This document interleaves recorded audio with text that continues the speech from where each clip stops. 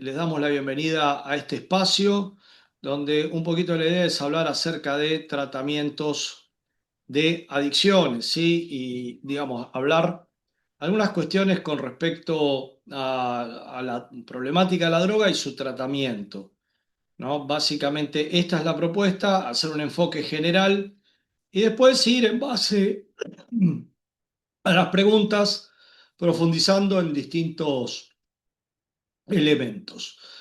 Digamos que la droga dependencia es una problemática que bueno, va creciendo y desarrollándose y cronificándose con el tiempo de manera tal de que el primer año de consumo la persona no tiene el deterioro que tiene el segundo año de consumo, el segundo año de consumo no tiene el deterioro que tiene el décimo año de consumo y el décimo año no tiene el deterioro que tiene el año 14 de consumo. Digamos, es progresiva esta patología. Y nosotros hablamos de adicciones a sustancias porque consideramos que el concepto de usuarios problemáticos o trastornos o consumos problemáticos, digamos, es un concepto del todo vago, de todo poco definible, ¿no? Cuándo es problemático, cuándo no es problemático, dónde existe la barrera, digamos, entre un uso problemático y no problemático, consumo problemático de qué, digo, y que es un concepto que está utilizado para, digamos, reducir el shock, el golpe, para hacer caer el concepto de trastorno de adicciones a sustancias en una anemia significante, ¿no? Bueno, consumos problemáticos, no te dice nada. Adicciones a drogas, sí te dice algo. Sí, tiene otra fuerza la palabra. Y esa es lo que con un vocabulario supuestamente académico se trata de bajar. Entonces, dado que es crónica esta patología, tiene otra cuestión, ¿no? Que es que cursa con cierta anosognosia, se dice, es decir, desconocimiento, incapacidad, dificultad para observar los efectos perniciosos y negativos que tiene el consumo de sustancias en la propia persona. Entonces, dado que es progresiva la drogadependencia y dado que, digamos, en muchos casos la persona no tiene conciencia de su propia problemática, hay que buscar el nivel de contención adecuado para el nivel de problemática y la realidad individual y personal que esté viviendo tanto el individuo como la familia, tanto la individua como la familia, ¿sí?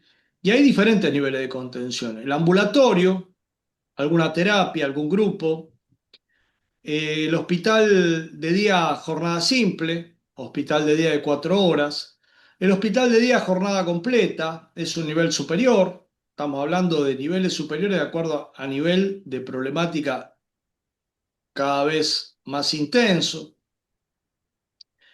La comunidad terapéutica, donde ya la persona duerme en una granja, donde, bueno, donde se le enseñan nuevos hábitos de vida, donde se lo aleja del entorno autodestructivo. La llamada comunidad terapéutica dual, donde se atienden pacientes que tienen problemas de adicción y problemas psiquiátricos, dificultades psiquiátricas, trastornos psiquiátricos, o bien la internación psiquiátrica, ¿sí? Donde puede ir un paciente en crisis, una crisis autolítica, suicida, o bien un paciente en un brote psiquiátrico, ¿sí? Entonces, digo, para entender qué herramienta hay que utilizar con cada paciente, bueno, lo primero que tenemos que entender es que eso depende de las circunstancias. A veces un adulto grande puede tener, qué sé yo, 45 años, 50 años, toda una vida de consumo, pero está trabajando, tiene un entorno relativamente contenedor y hasta podría salir con un ambulatorio si hay una responsabilidad, pese a tener varios años de consumo. Son soluciones relativamente mágicas, pero se dan de vez en cuando, ¿no? Digamos, este tipo de cuestiones. Por eso, forzar a veces un tipo de tratamiento, si el paciente no está de acuerdo, si tiene una situación económica difícil que le impide, bueno, tampoco es la mejor salida. De la misma manera que subestimar el problema y no dar un nivel de contención mayor, no, porque no quiero estar ahí, bueno, metido dentro de un hospital de día, por ejemplo, bueno, también puede llevar a que no haya éxito. Es decir, un paciente que tuvo un paso por el consumo de sustancias, un adolescente, digamos, 20 años, 19 años, que tuvo un paso por el consumo de sustancias, puede salir con un ambulatorio, con algún refuerzo de ambulatorio, puede salir adelante, ¿sí? Con una contención familiar, etcétera, etcétera. Y por ahí una persona que ha tenido un paso por la droga, pero no tiene una contención familiar y por ahí requiere un hospital de día, jornada simple, 4 horas, ¿sí? Digo, todo tiene una cantidad de variables que vamos definiendo como equipo terapéutico para definir el nivel de contención adecuado. Si hay problemas con la ley, donde ya esto ya define lo que es el abuso, ¿no? El abuso se define problema con la familia, problema con la ley, problemas académicos, problemas con el trabajo, producto del consumo de sustancias, bueno, mediodía, día entero por ahí tenemos que tener. Si hay problemas con la ley, y bueno, por ahí tenemos que hablar de un hospital de día jornada completa. Digo, como es una cornisa, ¿no? Donde por ahí tenemos que ver, bueno, ¿qué es lo que el paciente está dispuesto a hacer en este momento? Bueno, por ahí en este momento está dispuesto a hacer un ambulatorio. Nosotros podemos indicar, mira, vos necesitas un hospital de día jornada completa, pero a veces hay que acompañar al paciente en el proceso de inserción en esta nueva vida que es el tratamiento, que le genera muchas veces muchas ansiedades, y por ahí después de una serie de fracasos poder reflexionar junto con el paciente, balancear junto con el paciente qué tipo de tratamiento requiere. Por supuesto que también pasa con comunidad terapéutica.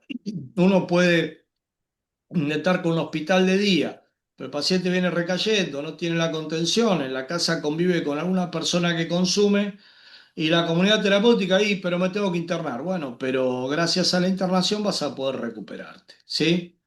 Lo mismo con la comunidad terapéutica dual, pacientes psiquiátricos que a veces no tienen la contención, la posibilidad y que requieren un sistema de tratamiento que sea como el de la comunidad terapéutica, pero adaptado para pacientes con problemáticas psiquiátricas o con trastorno límite de la personalidad, trastorno por desregulación emocional, trastorno bipolar, trastorno de esquizofrenia, digamos. Todo esto, bueno, por ahí requiere una comunidad terapéutica dual durante un tiempo, después puede venir a un hospital de día una vez que los hábitos de autocuidado están instalados. Y la internación psiquiátrica generalmente son periodos cortos y tiene que ver más con estabilizar médicamente al paciente.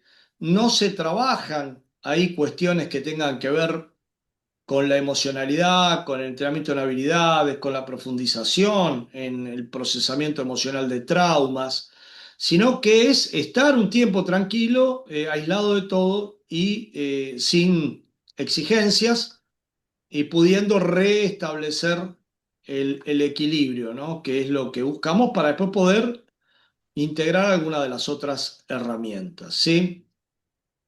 Muy bien. Aquí vamos a ver algunos elementos entonces que tienen que ver con por qué fallan los tratamientos o qué conceptos de tratamiento, digamos, son negativos o iatrogénicos, ¿sí? En primer término, la reducción de daño por principio, ¿sí? Digamos, está muy de moda y hay muchos que propalan la idea de la reducción de daño por principio, es decir, se parte de la idea de que el consumo de sustancias sería un derecho del paciente y de que por lo tanto la reducción de daños sería un tratamiento, digamos, que hasta defendería los derechos del paciente. Es decir, el paciente tiene derecho a consumir siempre y cuando no tenga un consumo problemático, que esto es lo que está detrás de la expresión consumo problemático. Entonces, la abstinencia sería algo no deseado, es más, algo negativo de esta perspectiva, ¿no? No, la abstinencia es una exigencia extrema, se ponen mal cuando no la pueden cumplir, estás haciendo una exigencia que no respeta el derecho del paciente al consumo. Y la ideología de la reducción de daño, por principio, digamos, que consuma pero poco, consideramos que padece de una falla central, que es la siguiente. Nosotros tenemos que entender la drogadependencia, el consumo de sustancias, la adicción a sustancias, como una forma de lidiar, como una forma de automedicar, podríamos decir, el trauma psíquico, el trastorno por estrés postraumático, que está presente, que es una de las comorbilidades principales. Comorbilidad quiere decir que está junto al consumo de sustancias. Más importante, del 12 al 34% de los varones, en los estudios conservadores, los estudios más que más le dan en varones a la comorbilidad, tienen criterios de trastorno por estrés postraumático de los consumidores de sustancias, y en mujeres los estudios más conservadores dicen 32 y los estudios que puntúan más alto dicen hasta un 59%, ¿sí? De lo que llama trastorno por estrés postraumático. Después, traumas vitales importantes.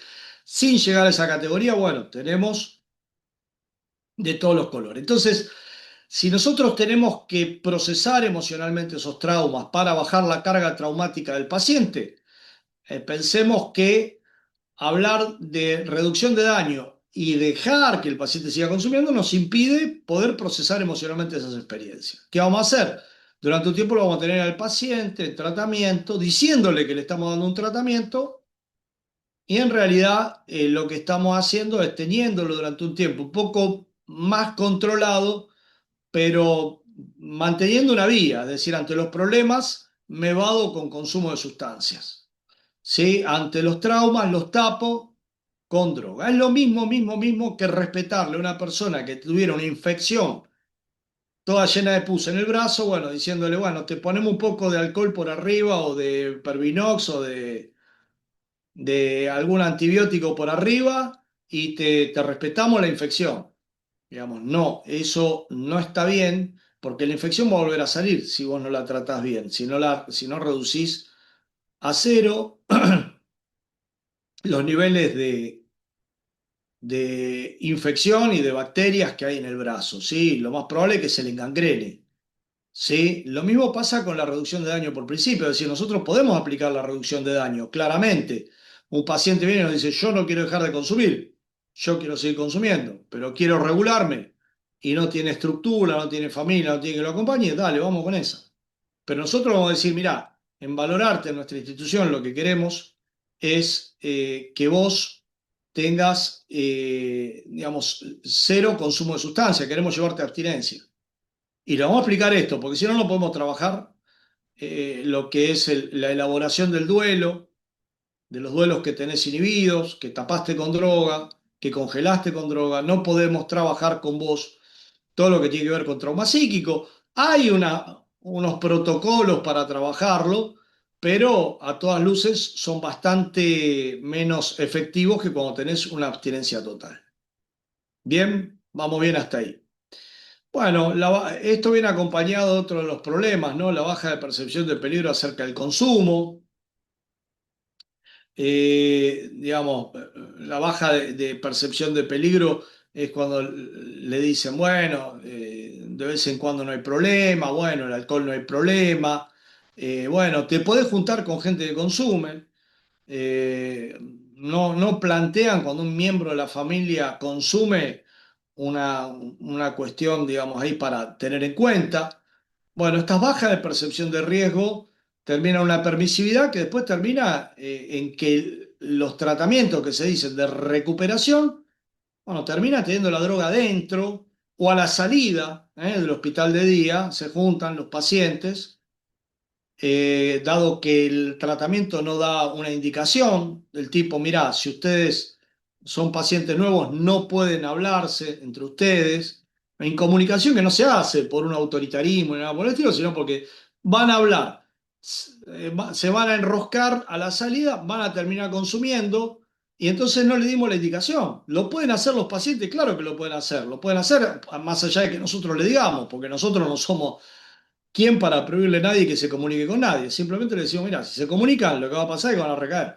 Y esto es lo que pasa en muchos tratamientos, es decir, no cuidar las normas, las pautas de tratamiento que permitan que, por ejemplo, un tratamiento ambulatorio tenga ciertas restricciones que hagan que sea terapéutico, no que sea un lugar donde van los chicos, se juntan, organizan una salida a un prostíbulo para el fin de semana y aquí no ha pasado nada. ¿Sí? Entonces, muchas veces los tratamientos que bajan la percepción de peligro terminan siendo tratamientos que son iatrogénicos, que juntan chicos y que por no darles las pautas adecuadas terminan llevando al consumo, ¿sí? Facilitando el consumo sin quererlo. ¿Sí? Y después se agarran la cabeza y después se expulsan pacientes. No, primero somos todos buena onda y después terminamos expulsando pacientes. Lo mismo con las relaciones entre los chicos y las chicas. Si los chicos y las chicas pueden relacionarse sin ningún problema, lo más probable es que empiezan a surgir actitudes seductoras. Si empiezan a surgir actitudes seductoras, lo más probable es que el objetivo terapéutico se empiece a perder. Bueno, ahí es donde muchas instituciones primero permiten la comunicación sin ningún tipo de problema y después se agarran la cabeza y terminan expulsando. Otro de los elementos es la falta de trabajo con la familia, se trabaja con el paciente, las familias quedan simplemente bueno, como acompañantes lejanos, y eso también lleva a que el paciente solo no pueda cambiar ni su propia forma de funcionar ni la forma de funcionar de la familia. Hay una coadicción que hay que trabajar, a esto nos vamos a referir más específicamente, pero esto hace a los tratamientos fallidos y bastante más común de lo que parece, y sobre todo en las comunidades terapéuticas, ¿no? Donde muchas veces los pacientes dicen, bueno, yo volví a mi casa y mi casa sigue siendo lo mismo que antes, ¿no? Y ahí es donde tenemos una falla en las comunidades terapéuticas, que bueno, que con el paciente cuando lo tienen trabajan muy bien, el paciente se levanta, corre, se lava los dientes, bueno, pero en la casa no cambió nada, ¿no? Y por lo tanto, bueno, esto es una de las fallas que tiene la etapa de reinserción social, los tratamientos si no trabajaron adecuadamente con la familia. Y por último, los tratamientos mágicos, que el rayo láser, que me pongo no sé qué cosa en el lóbulo de la oreja, que me apriete, que la ayahuasca, bueno, ninguno de esos tratamientos están basados en evidencia, ni funcionan, ni funcionaron, ni funcionarán, ¿sí? Porque el tratamiento de comunidad terapéutica, tratamiento de hospital de día, más específicamente, y los tratamientos ambulatorios más de lejos, lo que hacen es modelar conductas, generar nuevos hábitos, construir herramientas de seguridad en el paciente y en su familia, digamos, y ninguno de esos tratamientos mágicos apuntan a eso, apuntan a la magia, bueno, te pongo un láser o te hago tomar ayahuasca, que es una planta que, bueno, en Perú, en la zona amazónica, bueno, se hacen algunos alucinógenos, pretendiendo que después de un consumo de alucinógenos la persona ha crecido, ha dejado atrás el consumo de sustancias. No pasa, no pasa. Lo que pasa es que sigue consumiendo porque, bueno, le vendieron un tratamiento mágico y la persona compró un tratamiento mágico. Bien, por otra parte tenemos que ver el tema de las comunidades terapéuticas irregulares, ¿no? Ha habido un gran ataque sobre la comunidad terapéutica, sobre todo a partir de la ley de salud mental, un intento de que cierren todas las comunidades terapéuticas. Y lo cierto es que la comunidad terapéutica es una construcción civilizatoria enorme, un lugar donde se construye subjetividad, y que bueno, que la quieran cerrar realmente es un retroceso enorme, ¿sí? Es perder una herramienta cultural importantísima. ¿Sí? Digamos, por supuesto que eso lo que favorece es la generación de comunidades terapéuticas irregulares, donde la gente va y deja medio sueldo, digamos, las comunidades terapéuticas que no ves cedronar, que no están habilitadas, donde aparece alguien y las organiza y las estructura, ¿no? Donde se ejerce violencia sobre los pacientes, de violencia hasta en la alimentación, ¿no? Tenés que comer polenta y tenés que comer arroz pelado porque cuando estuviste en tu casa comida no la valoraste, una gran mentira. Estás recaídos, muchas veces te encontrás con eso, que dan indicaciones que son autoritarias y destructivas para los pacientes. Baja calidad de servicios, sin terapia individual, sin terapia familiar, sin psiquiatría, confrontos improcedentes, a veces con violencia, con insultos, con denigraciones y carencia de trabajo con las comorbilidades. Ahí vamos a tener una cuestión que es bastante general y que tenemos que hablarlo específicamente. Nosotros ya vimos una comorbilidad que es transversal a todas las problemáticas adictivas y que es el trauma psíquico, el trastorno por estrés postraumático. Lo que hace un tratamiento son tres fases: seguridad, duelo, reconexión. Seguridad, procesamiento emocional de las vivencias traumáticas y de los duelos inhibidos, reconexión. La droga te inhibe el procesamiento emocional de los duelos, no lloraste a tus familiares, no trabajaste todo lo que tenés que trabajar, de todo lo que te pasó, de todo lo que dolió, sin ser un trauma terrible. Ya solamente se burlaron de vos en el colegio, ya eso es un trauma. Y no estamos hablando de cuestiones de vida, una humillación que todos la hemos vivido. Bueno, eso eh, requiere herramientas terapéuticas adecuadas. Primero para la seguridad, la fase de seguridad. ¿Cuál es la herramienta más validada para trabajar con trastorno por uso de sustancias en comorbilidad con trastorno por estrés postraumático? Bueno, el manual En Busca de la Seguridad, en Valorarte lo aplicamos, que sirve para esta primera fase de seguridad. Pero hay otras comorbilidades que hay que tener en cuenta y que requieren un trabajo específico. Por ejemplo, el trastorno límite de la personalidad, que es una patología que tiene que ver con trauma infantil, ¿no? El 80% de las personas que padecen de trastorno límite de la personalidad son mujeres y que requieren, por lo tanto, de una terapia adecuada, que es la DBT, la terapia dialéctica comportamental, que es una terapia específica para esta población y que hay que aplicarla junto con las técnicas de comunidad terapéutica. Ahí no pones tanta estructura porque son personas que les cuesta horrores mantener esa estructura porque tienen vivencias traumáticas, están en carne viva y no es lo mismo que un paciente drogadependiente típico, y entonces tenés que hacer que conviva el paciente TLP, la paciente TLP con el paciente o con la paciente droga dependiente más clásica y más puro y más pura. Como también el alcoholismo es un dialecto diferente, el alcohólico es más cerrado, más rígido en su estructura en toda una primera etapa, y después de una primera etapa es cuando empiezan a moverse, a movilizarse el paciente alcohólico. Pero por eso el primer paso de los 12 pasos es, tengo que aceptar que con el alcohol no puedo, porque el paciente alcohólico es de una autosuficiencia y de una cerrazón muy grande. Bien, pero hay otras comorbilidades, por ejemplo, las patologías alimentarias, bulimia, anorexia, comedores compulsivos, y por ahí hay que poner una estructura alimentaria. Y si hay familia, vamos a poner la estructura alimentaria. Si no hay familia, es mucho más complicado. Tenemos que siempre tratar de ponerla, la estructura alimentaria, sin girar en falso. Si el paciente no nos va a seguir en la estructura alimentaria, por más que querramos ponerla, no la vamos a poner. Pero sí, si hay acuerdo de la familia, si todos estamos de acuerdo y se puede hacer una estructura alimentaria adecuada, también hay que ver, o sea, que la paciente, o que el paciente no se dé atracones, que el paciente no restrinja, no se restrinja alimentariamente, que coma todas las comidas, que no opine sobre la comida, que no haga chiquero sobre el plato, es decir, mezclar todo lo que son los diferentes componentes del plato, que es lo que suele hacer las personas con bulimia, por ejemplo. Hay toda una cantidad de detallecitos que hay que tener en cuenta ahí, y que un buen tratamiento tiene que, al mismo tiempo que tiene el tratamiento por adicción, tiene que implementar el cuaderno de las comidas y todos los elementos que tienen que ver con la patología alimentaria.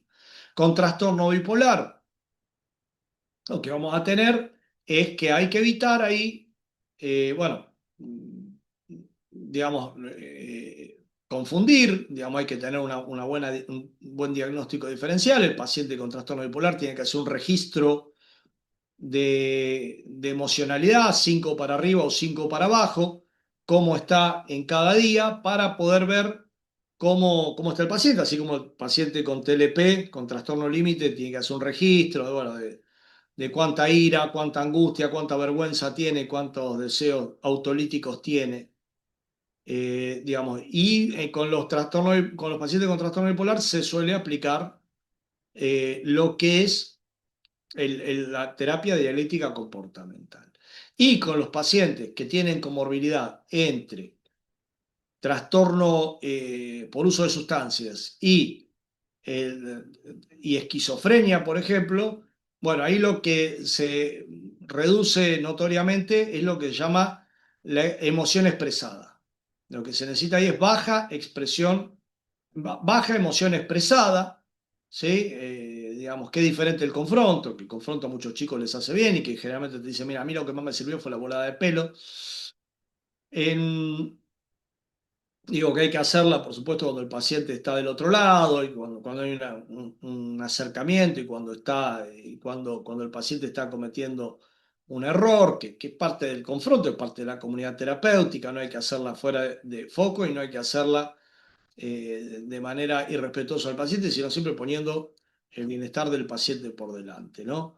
Digo, pero en pacientes con esquizofrenia, no. No hay que hacerlo, de la misma manera con pacientes con trastorno límite de la personalidad o bipolaridad, ahí se maneja de otra manera, ¿sí? La cuestión. Entonces tenemos, por supuesto, hay comorbilidades como trastorno narcisista de la personalidad. Cada comorbilidad tiene que tener su propio trabajo terapéutico específico y cuanto más específico pueda ser un staff, más efectivo va a ser. Por supuesto que para elaborar duelos y para procesar emocionalmente traumas, ahí tenemos herramientas concretas, como es la terapia de exposición prolongada, donde se cuenta una historia de manera tal que la ansiedad va a subir, la historia traumática, ¿no? Que cada vez nos vamos a acordar más cosas, que cada vez va a subir más la ansiedad porque cada vez nos acordamos más vívidamente hasta que finalmente empieza a bajar y nos terminamos de pasar la película y ya no nos afecta, o EMDR, que es la técnica en la cual nosotros, a través de la estimulación bilateral, tanto ocular como auditiva como táctil, logramos que el paciente se conecte con la vivencia traumática y la procese emocionalmente. Estas son las técnicas basadas en evidencia más efectivas para este tipo de problemática. Es decir, tenés que tener un trabajo con cada comorbilidad. Bueno, por último, y no por ello menos importante, el papel de la familia, ¿no? Dijimos que nos íbamos a referir a esto muy específicamente. Digamos que lo que puede hacer la familia para la recuperación de un paciente es muy superior a lo que puede hacer un staff. Y las familias a un principio vienen acompañando y mirando el problema desde afuera, y no entendiendo muy bien de qué se trata, y el trabajo terapéutico implica reconocer que el paciente drogadependiente es producto de toda una un árbol genealógico saturado de depresión, trastornos psiquiátricos, suicidabilidad, adicciones, alcoholismo, etcétera, etcétera. ¿Sí? No surge de un día para el otro, sino que es producto de toda una red histórica de trauma y angustia que hay que superar, no solamente el paciente, sino toda la familia. Y la verdad que la familia cuando se va siente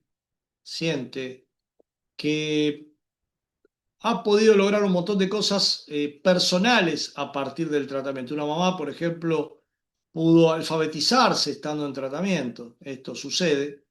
Y esto siempre nos llena de orgullo y nos llena de alegría. Pero es toda la familia la que tiene que abandonar las actitudes coadictivas, las violencias, si las hubieran, digamos, pasar a una comunicación más asertiva, poder abrirse emocionalmente, poder trabajar sus propios traumas. De hecho, en Valorarte nosotros incorporamos a las familias a los procesamientos grupales de MDR, porque hay que bajar la carga traumática de toda la familia, porque toda la familia tiene que ser protagonista y toda la familia tiene que poder ver, bueno, cuál es la coadictividad, ¿no? Es muy común que la familia sea la que cuando tiene un problema en el trabajo miente en el trabajo, la que cuando tiene una deuda le paga la deuda, y lo cierto es que si el paciente no quiere ser ayudado, no puede ser ayudado. Pero también los materiales de Alcohólicos Anónimos dicen algo que es fundamental. Bueno, el hecho de que el paciente no quiera ser ayudado, no lo puedes ayudar, no quiero recuperarme y si vos no querés recuperarte, es ayúdate que yo te ayudaré, si no, no hay ayuda. Ahora bien, una cosa que podemos hacer es no pagar los cheques en blanco que firmó la persona en el marco de su adicción. Porque atajarle los penales, como se dice en una metáfora futbolística, taparle, mentir, ocultar para que salga de determinado problema hoy lo único que hace es triplicar el problema mañana, porque ya el paciente cuenta con esa solidaridad patológica de la coadictividad. Es decir, nada, bueno, yo hoy no voy a trabajar, total, mi mamá, si llaman del trabajo, me va a cubrir. Bueno, y ahí lo que hacemos es amplificar la irresponsabilidad y ampliar el consumo de sustancia. Entonces, si el paciente tenía que dar la cara un día en el trabajo y mamá se lo resolvió, bueno, a partir de ahí estemos seguros que el paciente todos los lunes va a dejar de ir al trabajo porque total mamá me cubre. ¿Sí? Entonces, todo esto forma parte de lo que se va aprendiendo en los grupos, a superar la coadicción en las parejas, por ejemplo, el tema de hacer las cosas por el paciente y después denigrarlo. ¿A vos te parece porquería? Por tu culpa yo tuve que, porque sos un borracho, yo tuve que andar, bueno, arreglando la canilla. ¿Te das cuenta? No servís para nada. Entonces, no le dejé ni arreglar la canilla, no le exigí que arregle la canilla ni tampoco después lo trato bien, con lo cual sostengo la coadictividad, la lástima que hay en el núcleo familiar. Todos estos son elementos que tenemos que tener en cuenta a la hora de trabajar el papel de la familia. La familia, dado que, como dijimos al principio, hay anosognosia, desconocimiento, no, el paciente no se da cuenta de lo mal que está, puede ser muy importante digamos, su participación, sobre todo en las primeras etapas, para cortar los circuitos de coadictividad y que el paciente de repente se vea entre la espalda y la pared. ¿Qué les pasa a ustedes ahora? ¿Pero qué? Van a ese tratamiento y le llenan la cabeza. Pero está todo mal ahora. Digo, cuando se empiezan a poner límites. Bueno, pero eso es lo que lleva a que un paciente después pueda empezar tratamiento. Y por eso son 3, 4 meses, un año que hay que estar asistiendo al tratamiento para que finalmente el paciente termine aceptando que las cosas cambiaron y que ya la enfermedad no se puede mover como se movía antes. Por supuesto que eso le ahorra al paciente años de vida perdida y le ahorra al paciente años de hundirse en la droga y después el paciente lo agradece. Después el paciente, la paciente lo agradece. Pero bueno, también hay un trabajo que hacer para superar la coadictividad y por eso los días miércoles de 18 a 20 ahí en Quirno 90 tenemos grupos gratuitos para pacientes y familiares de inicio. Y muchas veces hay familias que vienen meses y meses hasta que puedan hacer que el paciente ingrese a un tratamiento. Bien, hasta aquí un ABC. Por supuesto que esto abre la parte más jugosa de todo esto, que se le dé vuelta a las preguntas y todo lo que tengan para compartir. ¿Quién quiere arrancar? Patricia, si te parece, me vas diciendo, me vas coordinando ahí, dando la bienvenida a todos y todas las que están del otro lado, ¿sí? Y a los que Sí, se incorporaron ahora. Sí, bueno, bienvenidos. Hay algunas preguntas, Sergio, dale, arranquemos por ahí, en el chat. Si querés las voy leyendo y por vas. favor. eh, bueno, algunos preguntaban este tema de cómo son los tratamientos. eh, a ver acá. Bueno, ahí explicamos algo, ¿no? Hay Sí, terapia individual, terapia familiar, sí, sí. psiquiatría, hay grupos ¿Cómo terapéuticos, hay cómo talleres de entrenamiento de acceder? habilidades y Sí, cómo tratamiento acceder a. y Sí, talleres de en busca de la seguridad, ¿sí? Tenemos grupos multifamiliares, ¿sí? A partir de que nada pueden iniciar tratamiento, Verónica. Bueno, se supone que si son menores, se dice que tienen que estar acompañados, pero chicos de 16, 17 años, pues hemos integrado sin ningún problema. ¿Qué más entonces? También Sí, hay una Patricia. pregunta de la provincia de Corrientes, INCAR, que nos dice si hay Zoom, por ejemplo, a distancia, si se puede hacer algún tratamiento a distancia. Sí, sí, sí. Sí, se puede hacer a distancia, claro que sí. Digamos, tiene sus dificultades, pero mucha gente le ha ayudado el tratamiento a distancia y han podido cambiar actitudes porque básicamente lo que hacemos es dialogar, ¿no? La presencialidad siempre ayuda, pero el tratamiento a distancia y poder reflexionar, sobre todo en las etapas iniciales a distancia, genial. Y bueno, después hacemos terapia. Yo estoy haciendo terapia con un chico en Alemania en estos momentos y le va sirviendo, con todo, con seguridad. ¿Qué más, Patricia? Cuéntanos. ¿Cuál sería el primer paso para recibir tratamiento en Valorarte? Bueno, ya dijimos acercarse a Cedronar, ¿sí? 4320-1200 interno 3 y bueno, plantean la problemática y tratan digamos, y piden que quieren atenderse en Cedronar. Nosotros estamos en el barrio de Flores, Quirno 90, ahí es, ¿sí? ¿Qué Sí, más? ¿los tratamientos son solo para varones?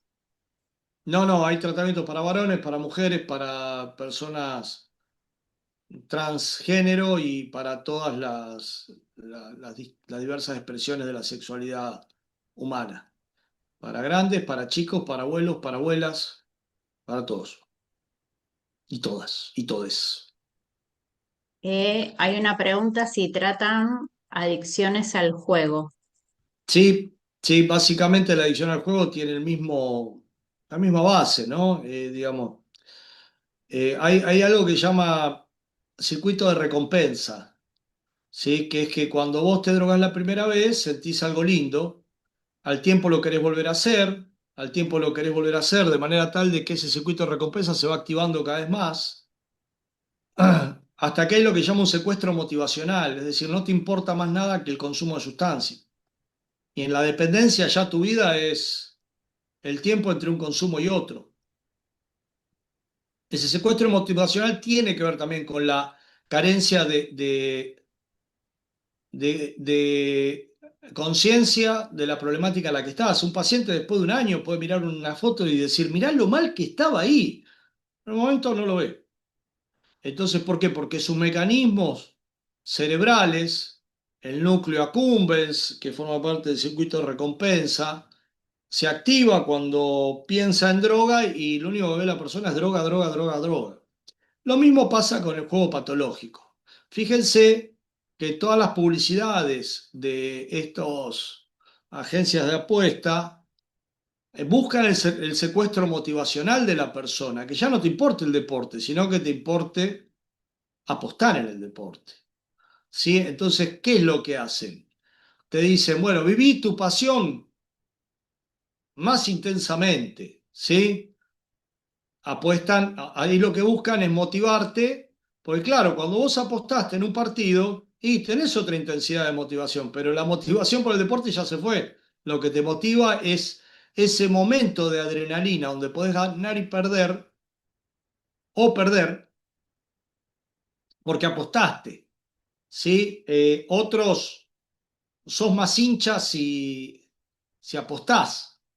¿Entendés? Creo que había una publicidad de River Plate, ¿no? Ponen a River Plate. Entonces, bueno, soy hincha, tengo un montón de tatuajes, entonces apuesto por River Plate, ¿no? Bet Warrior, hay una empresa, guerrero de la apuesta. Es decir, son más guerreros si apostás. Había un tango. No es cuestión de perder, no es cuestión de ganar, es jugarse a suerte y verdad. Si tenés como una mayor personalidad si vos apostás, ¿entendés? Y el juego, y lo que en realidad busca el apostador, la apostadora, es ese instante en el cual la pelotita está tintineando en eh, en la ruleta. Es decir, esa adrenalina que siento donde me siento más vivo que nunca. Pero entonces la vida deja de tener sentido y lo único que tiene sentido es ir y apostar. ¿Y qué hay que hacer? Bueno, primero una psicoeducación, todos los juegos están hechos para que pierdas. Entonces la lógica es que vas a terminar perdiendo. Y el juego patológico, nosotros, algunos de los chicos se han recuperado del juego patológico, termina con tu vida, porque vienen los prestamistas y te matan, porque vos mismo te matás.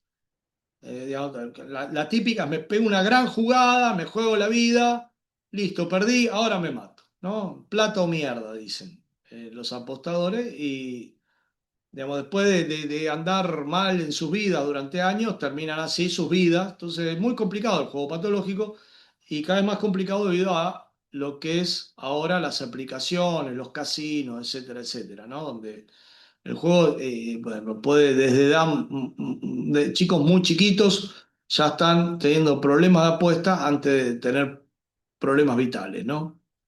¿Qué más tenemos? Sergio Marcos pregunta por un joven de 27 años que está con estados depresivos, que ha ido a Cedronar, pero no lo derivan a Valorarte. Ellos pueden igual venir y hacer Sí, alguna sí, ellos pueden entrevista. venir, sí, sí, ellos pueden venir a los grupos de los miércoles y si el paciente quiere, tiene que acedronar, decir, bueno, quiero valorarte, generalmente no hay problema. El acedronar es muy abierto en este momento. A eso. En un momento no, ahora sí. ¿Qué más? A ver, no hay más preguntas por ahora, pero bueno, por ahí hay alguien que quiera preguntar. Pueden levantar la mano, pueden preguntar, con todo gusto. A Si les ver sirvió, si. por supuesto, también todo lo que explicamos, ¿no? Detalle, ¿no? También aparte de todo lo que dijimos a nivel técnico, es importante a nivel humano, que el paciente sienta que está en una familia donde haya respeto, donde se sienta tenido en cuenta. Bueno, digo, ahí preguntaba por el costo, si se pide beca en Cedronar no hay costo, ¿sí? Después obras sociales, cubren, etcétera, etcétera. ¿Sí? Bien, si no hay más preguntas, ¿nadie tiene ninguna pregunta más? ¿Alguna cosa así? Sí, Sergio, yo quisiera aclarar para los que preguntan los costos que hay una administración en la que pueden, ¿no?, preguntar ese Claro, tema y que Valorarte es una asociación civil sin fines de lucro, que quizás eso no, que hay una comisión de padres que ayudan y mantienen un poco adelante, ¿no?, con esto de ser familia, que excelente. lo que se cobra es para pagarle a los profesionales y todo, ¿no? Pero bueno, quería aclarar eso, que Gracias, lo Patricia. supieran sobre todo. Digo, esto del clima de familia que Patricia dice, bueno, se mantiene en Valorarte, tenemos el Día de la Primavera, tenemos las convivencias, tenemos el 9 de julio que nos juntamos y nos disfrazamos de gaucho, todo, y la pasamos lindo, tenemos las Olimpiadas, los campamentos y distintos momentos para encontrarnos como familia que fortalecen y nutren toda esa cuestión, ¿no? Chicos que que de una casa van a otra, a veces para tener otro tipo de vinculación con un núcleo familiar. Es decir, el clima de familia se mantiene y es uno de los sellos que tratamos de mantener en Valorarte y bueno, que también hace a la comunidad de recuperación, ¿no? Donde una mamá se apoya en la otra, un papá se apoya en el otro para que todos los chicos salgan adelante, para que todos los padres salgan adelante, para que todas las parejas salgan adelante, ¿no? Ese clima de familia, por ejemplo, los sábados hay grupo de entrenamiento en habilidades y ahí también bueno, se genera un muy lindo clima, ¿no? Un clima muy, muy también de amistad y de fraternidad, que es fundamental para todo esto, porque si no es como una cosa fría, ¿viste? Como si fueras a una sala de operaciones sobre un mármol frío, ¿viste? No, debe ser algo cálido y de compartir. ¿Qué más Eh, tenemos? Hay una pregunta sobre los horarios de Valorarte, sobre los distintos horarios del tratamiento. Valorarte de 10 a 18, después hay grupos los lunes de 18 a 20, los martes de 17 a 19, los miércoles 18 a 20 nuevamente y los jueves de 17 a 19, nuevamente multifamiliares, multifamiliares, ¿sí? Esos son los multifamiliares, Y el que son tratamiento semanales, sí. vespertino, ¿no, Sergio? Y hay vespertino, muy bien, ¿ves cómo me apunta Patricia? Hay vespertino de 19 a 23 horas para personas que trabajan durante todo el día. Bien, hasta ahí. Sí, y después Marta pregunta por los pacientes del interior, si pueden acceder a un tratamiento en Valorarte, Sí, cómo se sí. puede hacer. A ver, tratamiento a distancia hay, existe la posibilidad de hacerlo, más de una persona, ahí está Miriam, que de alguna manera ha hecho tratamiento a distancia también con su hijo que estaba en Chile, sí, pero sí, sí, sí, se puede hacer, digamos, y se puede avanzar muchísimo, sí. Hay que comunicarse, hay que estar en contacto con la familia de Valorarte y tratar de ir buscando una salida, porque todas las terapias se pueden aplicar de alguna manera u otra a la distancia. Marta, ¿querés preguntar algo más vos? Porque pusiste paciente del interior, o es para que tu hijo venga acá a Buenos Aires, o para que haga así Zoom. ¿Esa era tu pregunta? Bien, buenas noches. Hola, buenas noches. En este momento está en situación de calle. Estuvo en La Rioja y cuando volvió, bueno, tuvo una recaída. Va al CPA de aquí, pero es tratamiento diurno a los grupos y bueno, el resto del día es un viva la pepa, o sea que más allá se le puso límites y aquí le hicimos una restricción, la hermana le hizo una restricción y el confronto que hablan ustedes aquí es como podemos hacerlo, pero si él no adhiere al tratamiento es como nosotros vamos, pero en este caso soy yo la que concurre con asiduidad a todos los grupos de familia, pero él no está adhiriendo, entonces bueno, estaría buscando otro tipo de sostén o de tratamiento, ¿no? Bien, bien, muy bien. Acá Ah, dice, Gracias. sí, hay sí, eh, una pregunta sobre si en Valorarte se puede hacer tratamiento un adolescente adicto a la pornografía. totalmente, sí, sí, totalmente. Todas las adicciones conductuales se pueden trabajar porque la base es la misma. La persona está tratando de salir de su profundo malestar producto del estrés postraumático a través de algo que le dé placer, sea el juego, sea la adicción, sea la pornografía, ¿sí? Entonces hay que tener una estructura de control que haga que no continúe con eso y bueno, nuevos hábitos, afrontar los traumas, afrontar los fantasmas y superarlos. ¿Cómo? Saliendo del encierro, contactándose con los demás, solidaridad, valores, otro de los elementos fundamentales, ¿no? La construcción de valores, el amor, la solidaridad, la misericordia, la empatía, el contacto con el otro, el abrirse al otro, a la otra. Bueno, todas esas herramientas son fundamentales y por eso el tratamiento grupal tiene un poder enorme, porque el poder del grupo es muy superior al poder de un tratamiento individual, ¿sí? Bien, Cristina ahí levantó la mano. Sí, bueno, buenas noches Sergio, buenas noches a todos. Primeramente agradecerte. Nunca, siempre me clarificás, pero hoy tengo dudas cuando hablaste respecto del tratamiento de pareja y, y en base a esas dudas, y porque bueno, mi pareja estaba en tratamiento y lo abandonó, yo aún sigo firme con todo lo que aprendí para que vuelva y quiero preguntarte si puedo asistir los miércoles, ya que no está en tratamiento él, pero puedo asistir los miércoles en los grupos de Eh, 6. vos podés asistir, digamos, vos podés asistir, vos no hiciste nada. Vos podés asistir y tampoco es que tu pareja venía en situación de consumo. Vos podés asistir tranquilamente. Ahora, tengamos en cuenta esto, que la lucha es larga y que uno tiene que tener siempre el norte claro. Norte es para ahí, ¿sí? Digamos, nosotros podemos tener a veces momentos de distanciamiento del tratamiento y después la persona sale adelante. Tenemos chicos que se han graduado, que han estado años en la calle, aislados de sus familias, y que salen adelante, y que salen adelante. Después vuelven, o sea, a veces la gente necesita hacer su experiencia y cada uno tiene sus tiempos, y cada una tiene sus tiempos también. ¿Mm? Quiero hacer una consulta.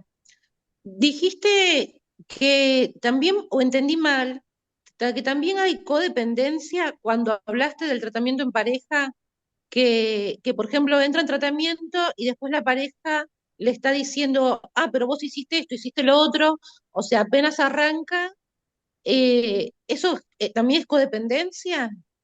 No entiendo lo de apenas arranca. Como cuando vos dijiste que si una pareja está en tratamiento, después viene la pareja, o sea, el familiar que acompaña, y lo está confrontando constantemente, diciéndole todo lo que hizo mal.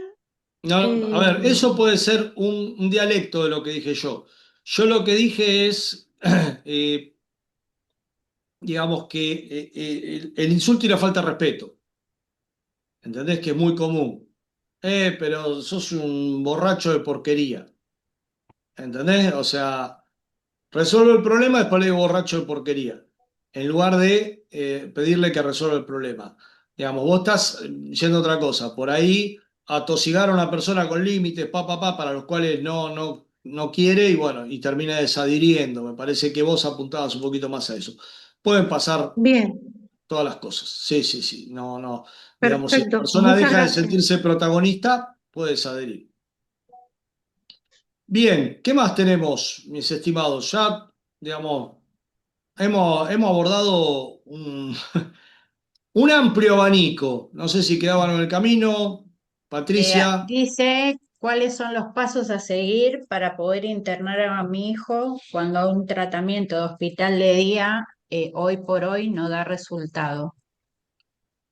Bueno, hablarlo, ser directo, tratar de ver, de superar las actitudes coadictivas, porque a veces dice, yo lo voy a poner bajo juez, pero viene el chico después de 3 días de drogarse y le limpiamos el vómito, lo ponemos en la camita, le hacemos el cafecito con leche. Bueno, evidentemente estamos buscando en un juez una autoridad que no estamos planteando nosotros. Y lo cierto es que hay que ver esas coadictividades. Entonces, estar en contacto con los grupos de los miércoles. Hay grupos de Zoom, ¿no, Patricia? ¿Cuándo?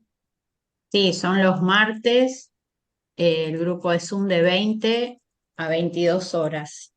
De 20 a 22 horas. ¿Sí? Bueno, ahí tenés, ¿sí? Una posibilidad de también hacerlo a la distancia o hacerlo desde la propia casa.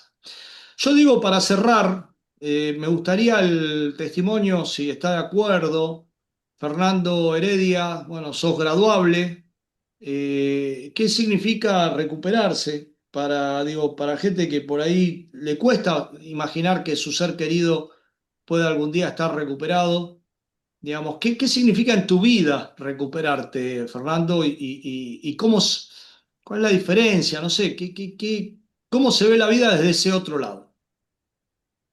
Bueno, bueno, buenas noches. No pensé que iba a tener que hablar, sinceramente. Eh, pero estaba escuchando todo esto, todo lo que contaba Sergio, que si bien lo viví, lo sigo viviendo desde el 2023, que estoy en tratamiento. Si bien ya termino en noviembre, pero ahí es cuando arranca realmente el tratamiento, a ver si puedo poner en práctica todo lo que yo aprendí durante estos más de 2 años, 2 años. Eh, Mirá, básicamente yo ahora estoy en mi departamento, ¿no? Yo vivo solo. Y vos describiste muchas cosas que yo agarraba cuando estaba escribiendo. Yo miraba mi departamento y decía, ahí yo tuve un huevo tirado durante 3 semanas. Las lámparas tenían telaraña, las paredes estaban manchadas por ahí con lo que sea, o por ahí estuve tirado, el balcón lleno de caca de mi mascota. Entonces, hoy por hoy veo todo esto, veo el orden que tengo actualmente, ahora a las 9 de la noche en mi departamento, el orden por ahí que tengo en mi vida, eh, por ahí la paciencia con la que puedo estar expresándome ahora, que el que me conoce, tanto vos, Sergio, como lo estoy mirando a Luis, que me conoce hace más años, yo antes no hablaba así, era una persona muy acelerada, y por ahí poder expresarme abiertamente, poder hablar y poder conectar con todo esto que estoy diciendo, yo antes nunca lo pensé que iba a vivirlo, ni siquiera sabía que existía eso. Eh, eh, es un cambio atroz en la vida de una persona que hace un tratamiento.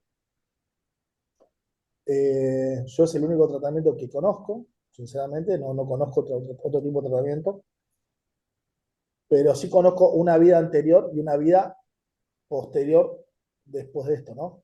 Eso sí, yo puedo decir quién era antes, hasta el 2023 y quién soy hoy. Eso sí lo conozco. Yo hasta el 2023 era una causa incierta, no perdida, incierta, porque no aparecía, desaparecía, no estaba, o por ahí estaba, pero al mismo tiempo no estaba, porque mi cabeza no estaba en las circunstancias, no estaba en el momento, estaba en otro lado pensando en la droga y no pensando en un cumpleaños.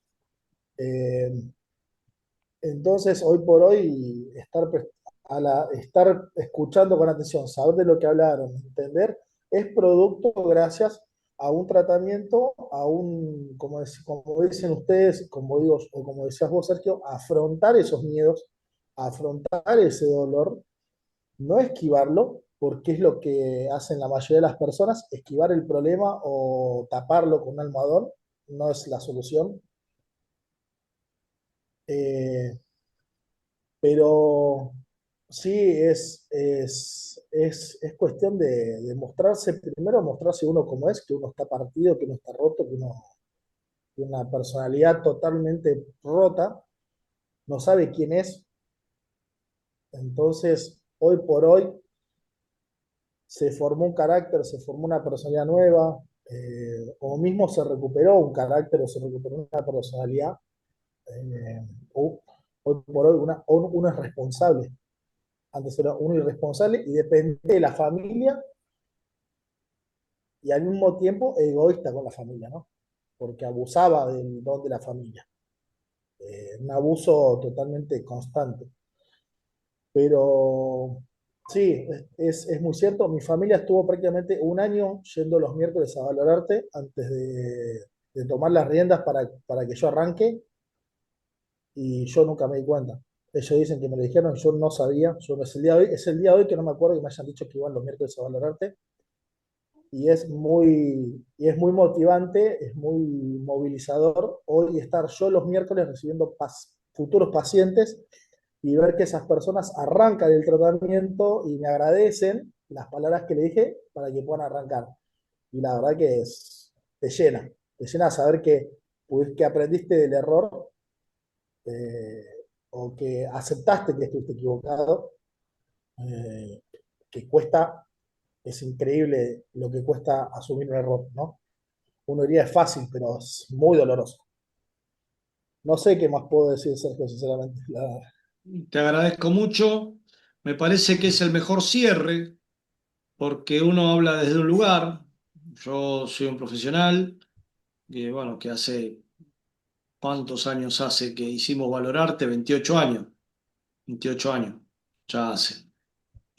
Eh, pero me parece que más allá de lo que yo pueda decir, tu palabra, Fernando, agradezco a todos hay muchos graduados que están acá, a los cuales abrazo de corazón y les agradezco que estén acompañándonos, por más que ellos ya saben todo esto, pero bueno, están haciendo el aguante. Me parece que la palabra de los protagonistas de esta lucha, los verdaderos héroes, los auténticos héroes de esta lucha, son los que tienen que tener la palabra en esto. Así que muchas gracias, Fernando, por tu participación. Gracias a todos los graduados. Gracias a todas las mamás y a todos los papás y parejas que han estado. Me parece que ya hemos mínimamente podido dar un pantallazo de todo de lo que queríamos explicar. Patricia, no sé si queda algo que te parezca oportuno, si no, ya vamos cerrando. Yo invitar a los que tienen algunas dudas, ahí dejé mi número, que nos consulten, que llamen, que pregunten, que vengan, Quirno 90, porque siempre se puede, ¿no? Recuperar. Hemos visto a lo largo de estos años casos que, como decía Fernando, ¿no? No perdido, pero ahí que no se sabía bien, y hoy verlos graduados o graduables, como en el caso de Fernando, se puede. Así que se animen y que vengan y consulten y que se sientan apoyados por esta familia de Valorarte. Perfecto. Mil gracias entonces, mi abrazo y bueno, a vuestra disposición, ¿eh? Y Sergio, cuando puedas, haces Esta la vamos a otra subir a esta, YouTube y otro vamos a este hacer taller. otra y Sí, otra y otra. se Propongan talleres necesita, que les parezca oportuno, ¿eh? se Chau, necesitan. chau, corazoncitos ahí, Gracias. corazoncitos lindos subiendo por todos lados. Gracias, María Ábalos, un cariño grande a toda la familia Ábalos también. Siempre en nuestro corazón, gracias a todos. Mirá, corazonotes. Bueno, listo. Chau, nos vemos entonces. Chau, Nos chau. vemos.